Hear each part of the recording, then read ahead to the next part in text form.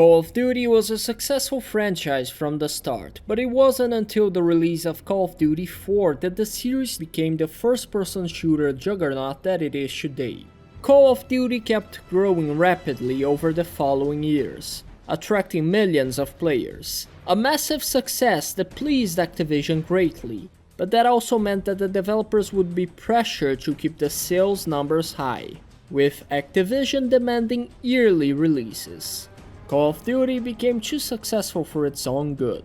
As game development got more complicated, publishing a game each year became more and more difficult. But Activision wouldn't just let their cash cow go, leading to conflict with the development teams. The disagreements between publishers and developers eventually led to the departure of most of Infinity Ward's staff that worked on the first few Call of Duty games. This was bad news for Activision, who lost their main Call of Duty studio in the blink of an eye. Uncle Bobby was faced with a challenge: how to keep milking this lucrative franchise after losing a bunch of developers? As a CEO of 300 different companies, with a reserved seat right next to Mr. Lucifer himself, his solution was simple: just force every studio owned by Activision to work on Call of Duty. One of the first victims to be sent to the Call of Duty mines was Neversoft. Founded in 1994, Neversoft started out as a small studio with the ambition to go big. Over the first 4 years, the studio tried to expand its projects, hiring more employees and coming into negotiations with different publishers to back their projects.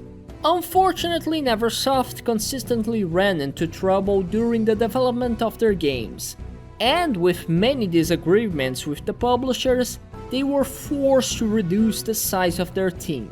Running out of money, Neversoft reached out to Activision, who promised to give them eternal life and forever, making their lives better than they could imagine or ever dreamed of. But first, Neversoft had to redevelop the failed project Apocalypse. Neversoft had developed an engine for a cancelled project called Big Guns, which was perfect for the Apocalypse project.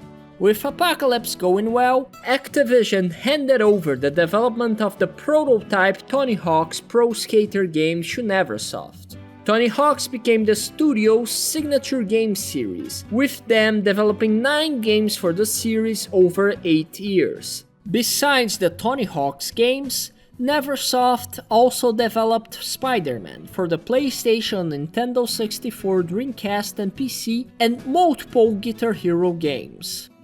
Due to the success of both Tony Hawk's and Guitar Hero, Neversoft didn't get many chances to work on original projects. The only exception was Gun, an open-world Western game that set the groundwork for Red Dead Redemption, predating it by 6 years, but was a commercial failure.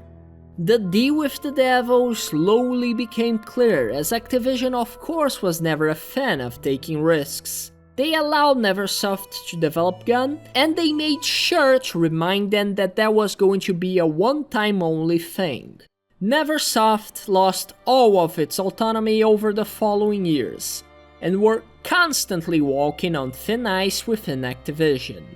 When Guitar Hero Warriors of Rock underperformed commercially and critically, and Call of Duty was at risk, Bobby didn't think twice before firing 50 developers and sentencing Neversoft to the Call of Duty mines. The studio eventually got absorbed by Infinity Ward, and in 2014, exactly 20 years after being founded, Neversoft was officially made defunct. Gutted slowly and painfully, Neversoft was publicly executed and exposed as an example to other studios to exemplify what happens to those who fail Uncle Bobby. One of the companies that watched this in horror was Raven Software. Founded in 1990 by two brothers, the studio initially focused on RPG games, as the brothers were deeply influenced by the Dungeons & Dragons modules that they played while growing up. Black Crypt was the first one, and it caught the attention of id Software, who began to constantly exchange experiences with Raven. Raven's second game utilized the Wolfenstein 3D engine. Then, the id Software influences began to seep in deeper, and Raven Software also started to work on first-person shooters, which led them towards the Heretic series, which was commercially successful and is held as a classic among fans of the first-person shooter genre. In an alternative reality, Raven Software strengthened their bonds with id Software while remaining an independent company, and both of them remained at the top of their games for the decades to come. Unfortunately, that is not a reality. At 3 a.m. on a stormy night, Raven Software's founder, Brian Ruffle, was visited by a stranger, proposing an offer he couldn't refuse. $12 million for your company. The stranger said before pulling out his briefcase and showing the money. You just have to sign here. With your blood.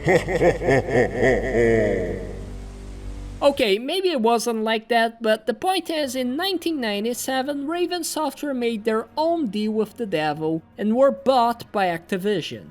As far as Activision studios go, Raven Software still managed to maintain a decent level of freedom, producing multiple classics, but over time, Bobby's patience started to wear thin.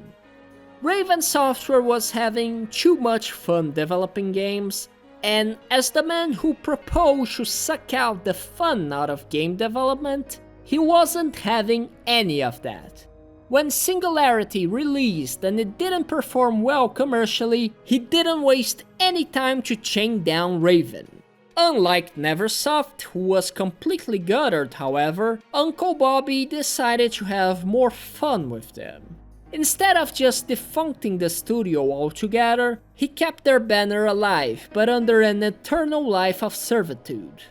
Now a support studio for Call of Duty, Raven Software is probably not being let out of the leash anytime soon, as they were given the task to develop Call of Duty's version of a battle royale and pass the test with high marks.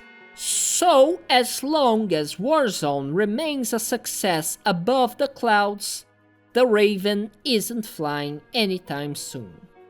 Unlike Neversoft and Raven Software, Radical Entertainment remained Activision-free for most of its life cycle. But one moment being at the wrong place at the wrong time was enough to condemn the studio into damnation. Founded in 1991, the studio worked on many games using licenses for movies, TV shows, and sports.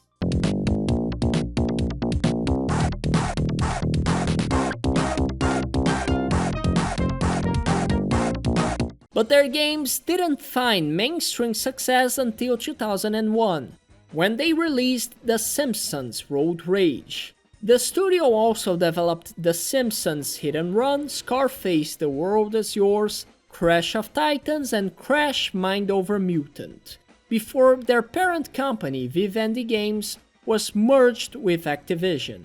Under Bobby's company, Radical Entertainment developed Prototype, which was a commercial and critical success, and Radical started to work on Prototype 2.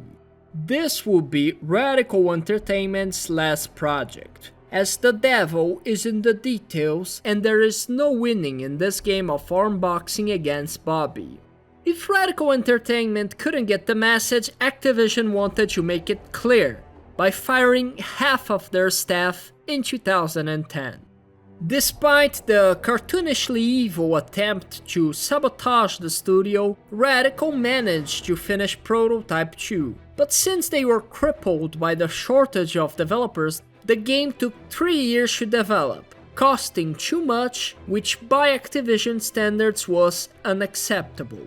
The game was rigged from the beginning, anything non-Call of Duty wasn't going to fly anymore. For their transgression, in 2013, Radical was bled dry with the few remaining employees being allocated to support other studios, starting to be credited as part of Activision Vancouver. Despite all the examples so far, one studio managed to not only evade the Call of Duty mines for a long time, but also ultimately buy their freedom and go independent last year. Toys for Bob was founded in 1989. The studio found early success with Star Control and Star Control 2, which made it so Crystal Dynamics quickly took them as their parent company. Crystal Dynamics was acquired by Eidos Interactive, and under Eidos, Toys for Bob developed Disney's 102 Dalmatians, Puppy to the Rescue. Soon after, Toys for Bob parted ways with their parent companies and started looking for a new publisher. And guess who showed up?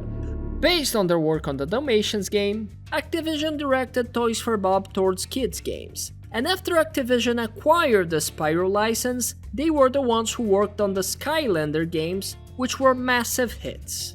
While most studios were being dragged out screaming into the Call of Duty mines, Toys for Bob managed to remain untouched. After Skylanders, Toys for Bob were tasked with developing the newer Crash games, and the Spyro Trilogy remake too. The franchises that they were working on were too valuable for Bobby to just throw them into the mine suddenly. Toys for Bob proved to be a fitting name. However, the company's two founders left in 2020 to form their own studio. As soon as this happened, Bobby saw his opportunity, quickly shoving the studio into the gulag. While Toys for Bob served as a support studio for Warzone, Modern Warfare 2 and Modern Warfare 3, the company managed to break free from the chains of Activision in May 2024, becoming an independent studio. As of now, they are working on their first independent title after leaving Activision. They might not be out of the woods yet, but we will see. If you liked the video, please like and subscribe, and thanks for watching, and I'll see you in the next one.